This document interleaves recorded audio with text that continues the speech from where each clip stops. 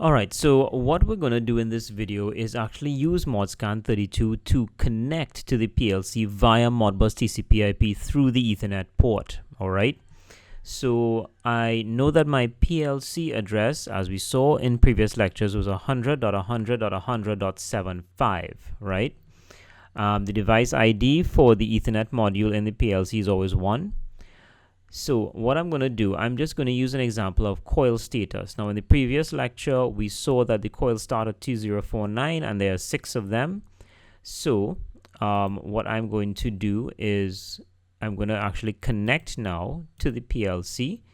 Remote TCP IP server 100.100.100.75, and I am going to click there, and I have a good connection right there. All right, I'm reading all of the coils successfully. If I go to data traffic, you will see some really good data traffic there, right? You see in the transaction identifier incrementing and so on, right? And so this data traffic, you can see clearly from what we saw already in the course that this is Modbus TCP IP.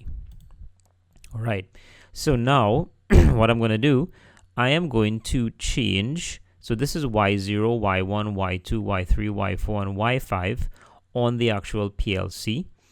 And if I change, let's say, the status of 2050, right, and I update it, what we should see is the light actually coming on, and you will see that light come on right there, which is Y1, right? So as you can see, we are able to actually set a coil, an output, a physical output on the PLC via Modbus TCP IP through this network cable here, through the card and so on, right? I can do that again here, right? That's 2052, and it'll update just like that right there. Okay, so you see that we can actually read the coil statuses, and we can actually write to the coils and turn things on.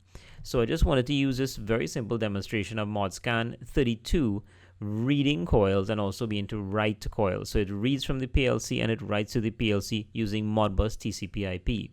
So you can see now how to set up Modscan to read from a PLC, and we saw the setup of the PLC as well. Of course, things differ from PLC to PLC, but you have to remember, just remember to set that IP address, activate the Modbus TCP IP, set a device ID, and you're good to go. All right, so essentially that's it.